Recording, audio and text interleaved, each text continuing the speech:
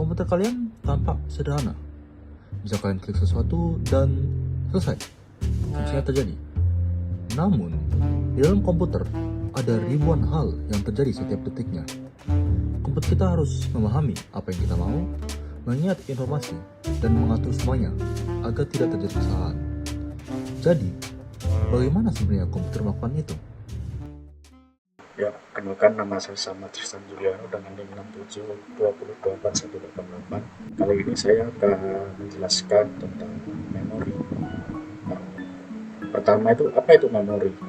Memori adalah komponen penting dalam sistem komputer yang berfungsi untuk menyimpan data dan instruksi. Semua data di komputer disimpan dalam bentuk bit, yaitu 0 dan 1, yang kemudian diproses oleh CPU saat menjalankan program. Nah, memori itu bekerja dengan prinsip read and write. CPU dapat membaca dari data memori dan meneruskan data ke memori.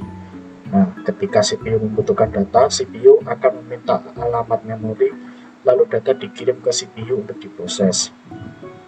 Nah, memori komputer itu disusun dalam hierarki memori berdasarkan kecepatan dan kapasitasnya. Urutannya adalah register, cache, RAM, dan storage. Semakin dekat dengan CPU, memori akan semakin cepat, tapi kapasitasnya lebih kecil. Beberapa jenis memori dalam komputer itu antara lain ada RAM, ROM, cache, dan flash memory. RAM digunakan saat komputer berjalan dan bersifat sementara. ROM menyimpan instruksi dasar sistem, dan cache mempercepat akses data oleh CPU. Sedangkan flash memory digunakan pada perangkat penyimpanan seperti SSD dan flash disk. Memori komputer dibagi menjadi memori primer dan memori sekunder. Memori primer seperti RAM, cache, dan register dapat diakses langsung oleh CPU dan memiliki kecepatan yang tinggi. Sedangkan memori sekunder seperti hard disk dan SSD digunakan untuk penyimpanan data jangka panjang.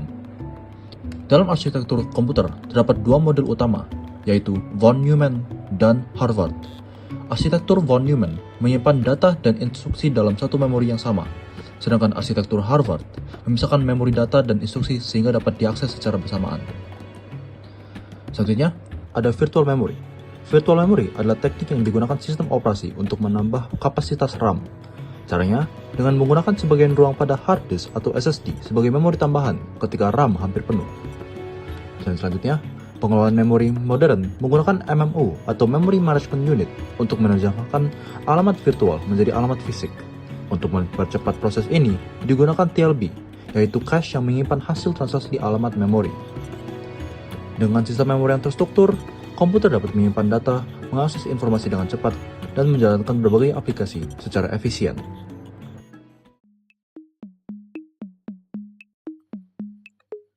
Pernahkah kalian berpikir bagaimana komputer kita bisa berinteraksi dengan dunia luar?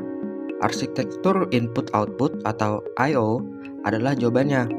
Tapi ada masalahnya nih, perangkat eksternal sering menggunakan format data yang berbeda dan kecepatannya jauh lebih lambat dibanding CPU dan RAM.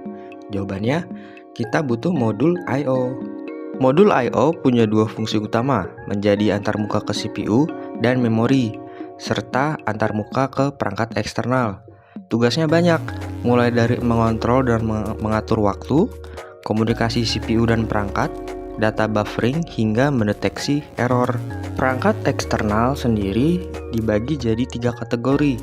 Ada human readable yang terbaca oleh manusia seperti layar dan keyboard, machine readable seperti disk magnetik dan sensor, serta communication seperti modem untuk jarak jauh. Nah, untuk teknik operasinya ada 3 teknik. Pertama, I/O terprogram. Di sini CPU pegang kontrol langsung, tapi sayangnya CPU jadi banyak membuang waktu hanya untuk menunggu modul I/O selesai bekerja. Makanya muncul teknik kedua, interrupt driven I/O. Teknik ini menghilangkan waktu tunggu CPU karena modul I/O yang akan memberikan sinyal interupsi ke CPU kalau datanya sudah siap. Nah, teman-teman, walaupun teknik interrupt driven lebih baik, tetap saja butuh intervensi aktif dari CPU yang membatasi kecepatan transfer. Solusinya adalah Direct Memory Access atau DMA. DMA membutuhkan modul tambahan pada sistem bus. Modul DMA ini sangat hebat. Dia bisa menirukan prosesor dan mengambil alih kontrol sistem untuk mengurus transfer data. Cara kerjanya unik. Modul DMA hanya menggunakan bus saat prosesor tidak memerlukannya. Teknik ini sering disebut sebagai pencurian siklus, karena DMA pada hakikatnya mencuri siklus bus sejenak dari CPU. Seiring waktu, fungsi I/O berevolusi luar biasa. Dari awalnya, CPU mengontrol peripheral secara langsung lalu menggunakan I/O terprogram dan interupsi. Hingga akhirnya, modul I/O diberi akses langsung melalui DMA. Puncaknya, model I/O ditingkatkan menjadi sebuah prosesor I/O atau I/O channel yang sudah dilengkapi memori internal.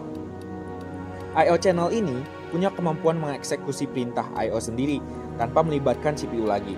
Sebagai tambahan, untuk menghubungkan sebuah perangkat, sistem modern menggunakan arsitektur canggih seperti IEEE 1394 atau FireWire untuk kamera digital yang cepat dan murah, serta InfiniBand yang dikhususkan untuk server berkinerja tinggi. Nih, kenalin otak pengatur di balik layarnya, yaitu sistem operasi. Jadi singkatnya, sistem operasi atau OS adalah perangkat lunak yang mengontrol eksekusi program pada prosesor dan mengelola sumber daya dari komputer. Nah, OS itu diciptakan dengan dua tujuan utama. Yang pertama itu adalah convenience atau kenyamanan, yaitu membuat komputer lebih nyaman dan mudah digunakan oleh kita. Yang kedua itu adalah efisiensi, yaitu untuk memastikan semua sumber daya sistem komputer digunakan dengan cara yang paling efisien. Dalam menjalankan tugasnya, sistem operasi memiliki dua peran utama. Peran yang pertama adalah sebagai user interface atau antarmuka pengguna. Sebagai user interface, OS menyediakan berbagai layanan, mulai dari pembuatan dan eksekusi program, akses ke perangkat keras, hingga mendeteksi error dan mengontrol akses keamanan sistem. Jadi pada dasarnya OS itu sendiri adalah sebuah program komputer yang memberikan instruksi kepada prosesor. Nah, untuk perannya yang kedua adalah sebagai manajer sumber daya atau research manager. OS bertanggung jawab mengelola pergerakan, penyimpanan, dan pemrosesan data.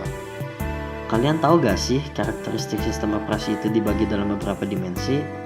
Ada OS interaktif, di mana pengguna berinteraksi langsung dengan komputer lewat keyboard atau layar.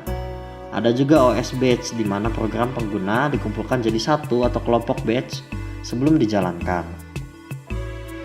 Selain itu, ada uniprogramming yang hanya mengerjakan satu program pada satu waktu. Dan ada multiprogramming yang berusaha membuat prosesor sibuk dengan menjalankan lebih dari satu program secara bersamaan. Kunci sukses dari multiprogramming ini ada pada penjadwalan atau scheduling. OS mengatur siklus hidup sebuah proses melewati 5 status: new atau baru masuk, ready yaitu siap untuk dieksekusi, running yaitu sedang dijalankan oleh prosesor, waiting menunggu sumber daya, hingga halted atau selesai. Selain penjadwalan, OS juga sangat ahli dalam memory management atau manajemen memori. OS itu mengatur pembagian memori sedemikian rupa agar banyak proses bisa dimasukkan ke dalamnya, sehingga memori terpakai efisien dan prosesor tidak menganggur. Hebatnya lagi, berkat memori virtual, sebuah proses bisa berjalan meskipun tidak semua datanya ada di memori utama. Nah, jadi tanpa sistem operasi atau OS, komputer canggihmu itu hanyalah tumpukan mesin mati. Meskipun dia punya otak, tapi otaknya tidak bisa digunakan karena nggak ada isinya. Jadi, apa yang sebenarnya terjadi dalam komputer? Setiap kali kita memberi input, komputer menyimpan di memori, memprosesnya dengan bantuan sistem operasi, lalu menghasilkan output yang kita lihat di layar. Semua proses itu terjadi dalam waktu yang sangat cepat, bahkan dalam sepersekian detik. Di balik layar yang terlihat sederhana, sebenarnya ada banyak proses yang terus bekerja tanpa henti di dalam komputer kita.